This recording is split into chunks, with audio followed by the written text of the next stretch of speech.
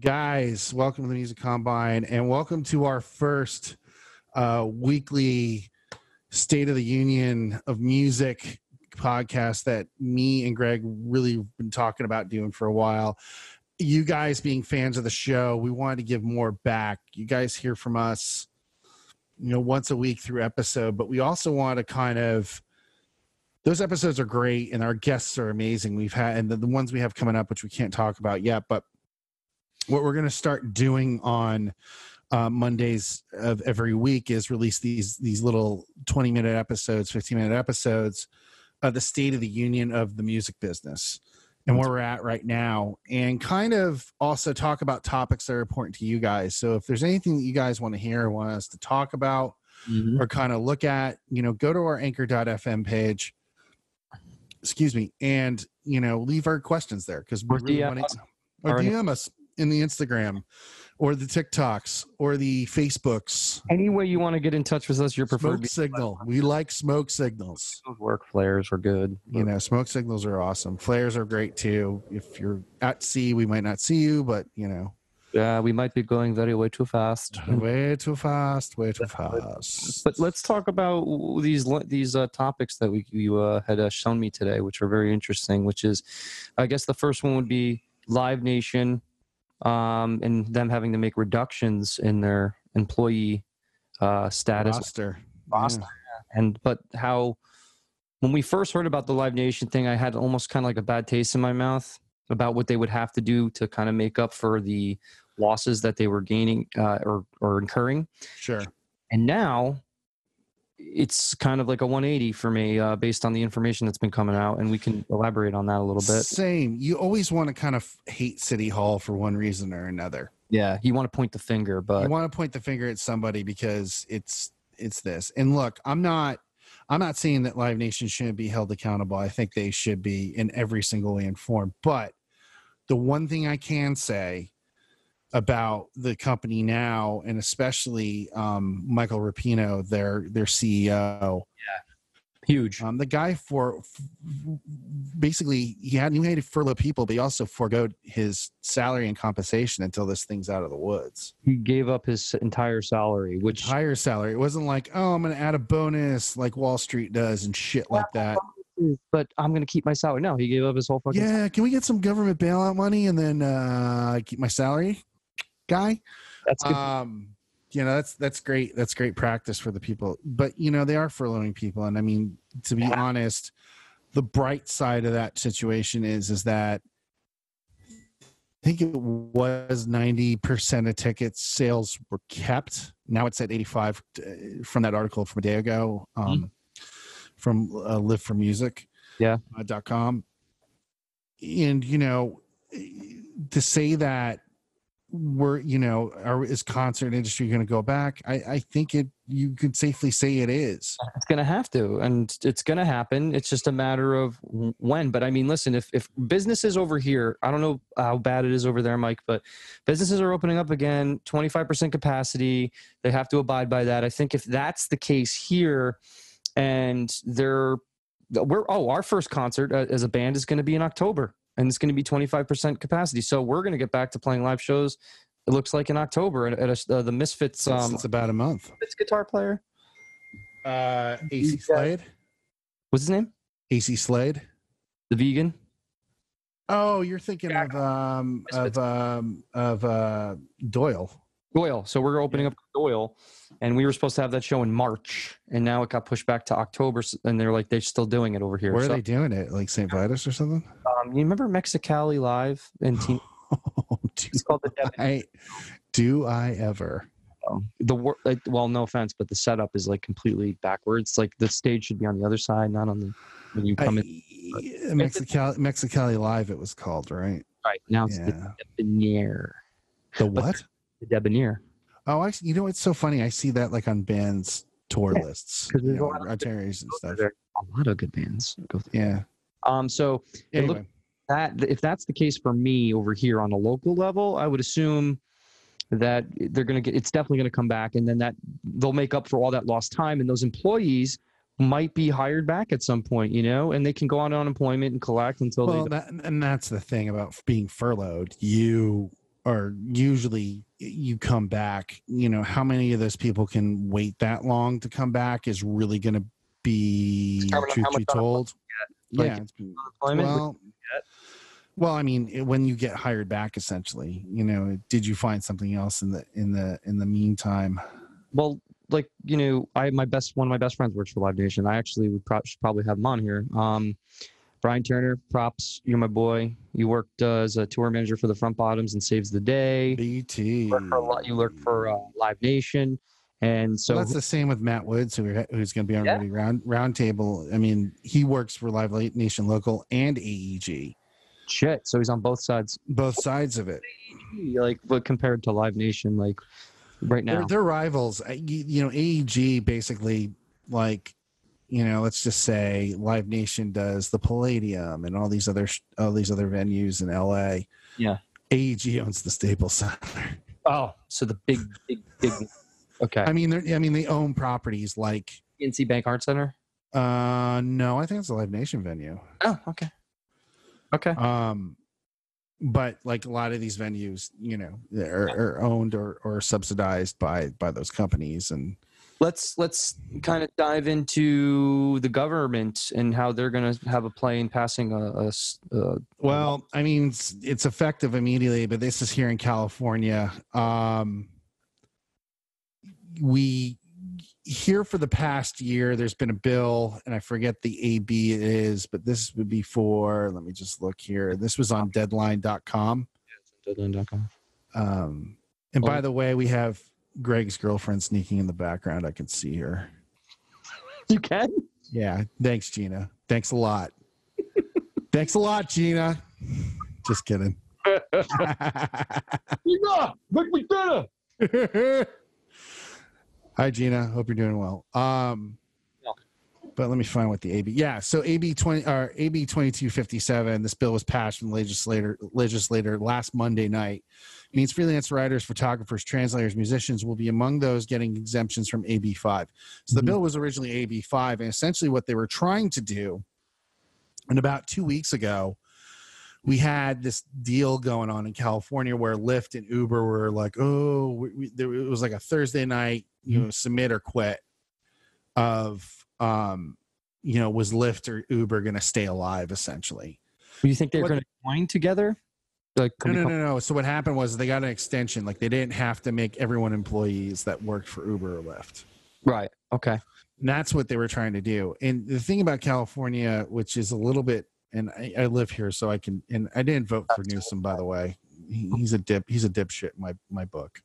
Okay. But he just is. I mean, I'm not trying to get too political about it, but the thing is that, in California, the legislature in general is really kind of screwed up because of this one reason.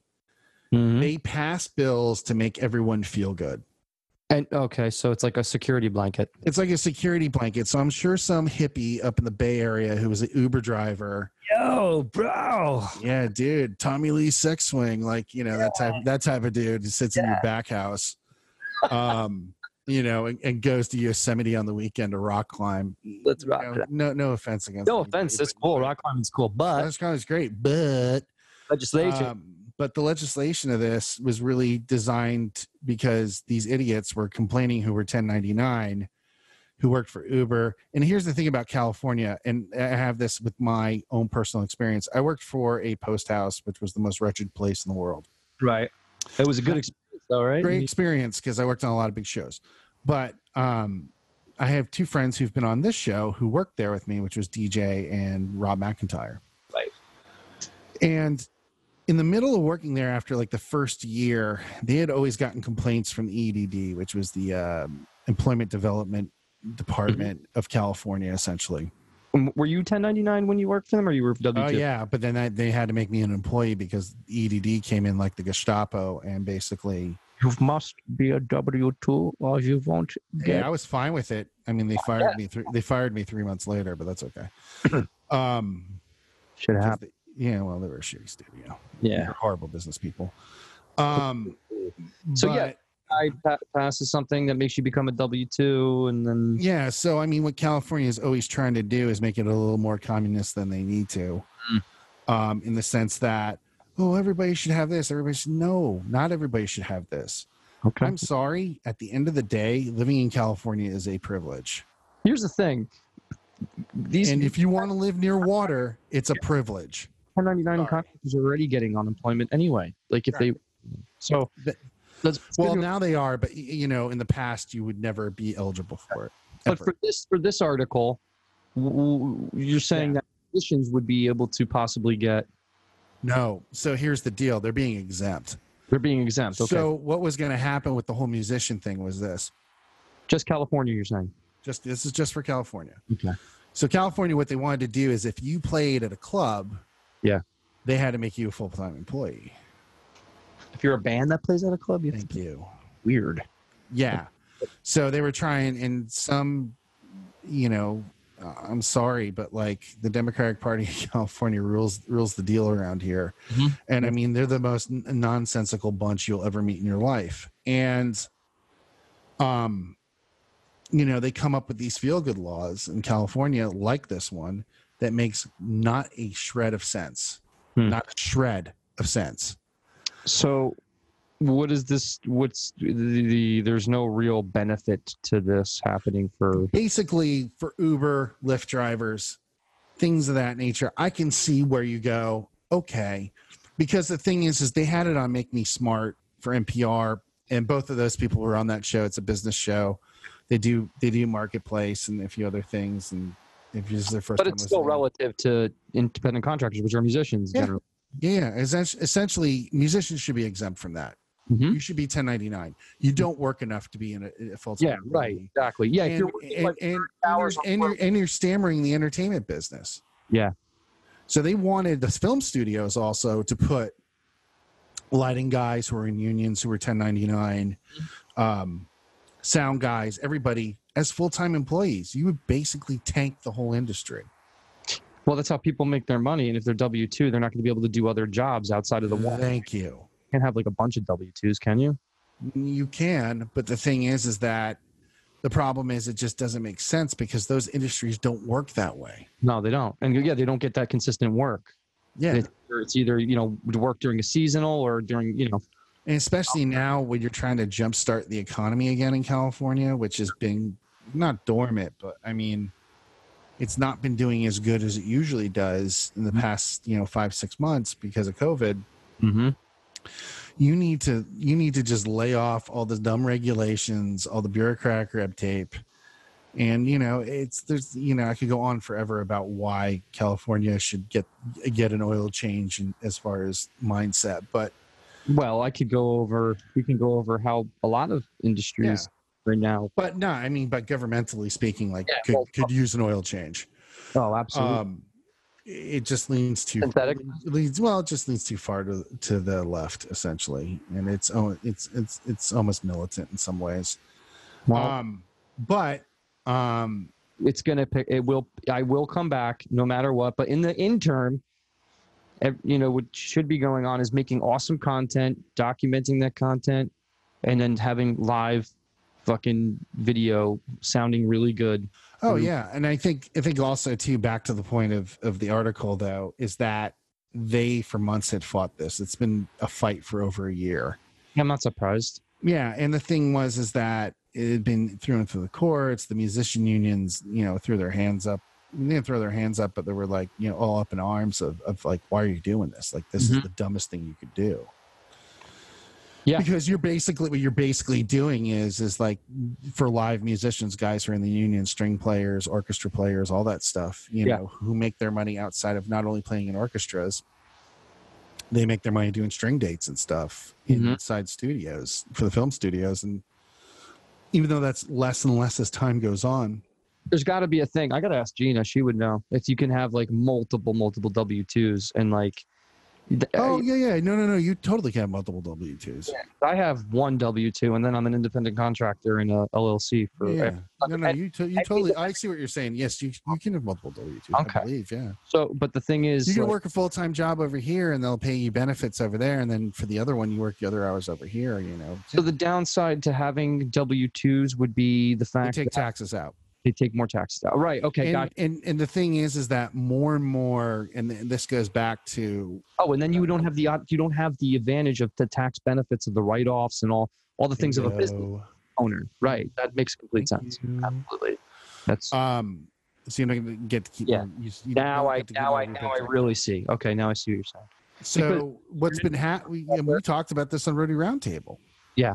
Because there was one or two of the guys on there had come to me because recently they had worked with a new business manager, and the business manager with whatever band it was decided to put everyone on W-2 and tax their per diems. That sucks. They don't make as much money. Right. And the thing is that they get taxed at the rate week in and week out by what they are actually making at that time. So if it equates to $250,000 over a year, yeah, they basically pay the highest tax bracket. Right. Because if they don't make that in a year, they get they get money back. But still, you got to wait a year to do it. So here's another thing too. When you are a 1099 or an LLC or a business owner, you're putting money aside for paying your taxes, either pay them quarterly or fiscally. Right. And so for quarterly, and Gina can tell you this, is that you basically bet on what you're going to make in that quarter. And if you don't, I believe it's what you owe. I haven't paid quarterly taxes in forever. But the thing is, the good thing about America. But I pay my taxes yearly. So you got to, that's the thing. Like if you're 1099 and you don't pay your tax, that's not good. So you got to, but the thing is, when you write off all the expenses that you have, and just think about the amount of gear bands write off strings. Right. Exactly. Especially people that are doing it like on the reg, like, you know what I mean? Like that's serious. So like, you can write mostly everything off, and you can offset that investment in yourself, and that money, you'll get more back there in the front, and then you can scale your business easier, and you could keep your money. And I would say put 30% away of everything you make, but I mean it's not easy to do, and sometimes you need. Well, I think depending where you're at in the station life, I think 30% is a little bit deep, but like it might be like 25, 23, 25, yeah, because you can write off with the. And gain a lot back. So you lose all freedom of getting the most benefits for being an independent artist. Yeah, pretty much. And so what it was really going to do is going to put clubs, venues in really hard position. Live Nation probably being one of them, where they would have to hire these bands as full-time employees. That's a lot of. It's nonsensical. So are they passing it, or did they pass it? It's passed. As of last Monday, it was effective immediately. So this is a very, very pivotal recent thing. Oh shit. Yeah. So, and when you basically probably about anywhere from 40, I would say probably 40 to 50% of California's economy is built by 1099. Here's my other question. What if you're a band from New Jersey and you're playing California? Like now you have to be an employee? Yeah. So you would have to be an employee. The thing is, though, is if you're a touring band, you pay taxes in every state you play in. Right. At the end of the year, you have to equate the taxes. You know what's funny? I actually did business with the accounting firm for KISS. The KISS's accounting firm. Oh, wow. Which one? It's called Van Brunen. And Van Brunen Associates. Yes, yeah. I sold them telecom, like their whole telecom system. Oh, wow. And the guy, he worked with what's the band? Three Doors Down. That band too. Yeah, no, they're a big business. Van Brunen Associates. This is interesting because this is an interesting topic. So exactly what you said. So every time like KISS came out with an album and like how they would get paid for it and how would they do the taxes for that or their accounting, it was like okay, it was in Detroit, so it was Detroit Rock City, whatever it was, the CD that they released. So they have to pay the taxes that is incurred there in that state. And then like everything was different. So it was all compartmentalized, but that's a lot of things to keep account of because it is KISS, obviously. Well, what you do is, and you could talk to Stephen Shire, any of our other friends have been on the show, and we'll wrap this point up real quick and let everyone get on with their week. But what you do is if you have good accounting, you have good tallies of shows and everything else, and everything goes back to the booking agent, business manager. You are able to suffice that really quickly. And if you're making enough money, you're more than likely paying quarterly taxes. Mm-hmm. But for the smaller band, for most bands out there, it's I don't know how that's going to give them the leverage or the momentum they need to be able to take advantage of the freedom. But what happens is most of the time when you play a gig, they send you, when you do the advance, they send you all the tax forms, especially if it's a guarantee. That's just a fucking pain in the ass, though. No, it's not, because it makes it so much easier. Because the thing is you just submit it to the business manager or booking agent, and everything's. Wait. Are you talking about if you had a W-2 or you didn't have a W-2? No, I mean, like when I did the Coronas, the last tour I did, which was like in 2011, every state I went to, with the show contract, I would get the tax paperwork as well. Right, but that's as an independent contractor. What I'm saying now is a W-2. No, we were a W-2, so we would get W-2 status stuff.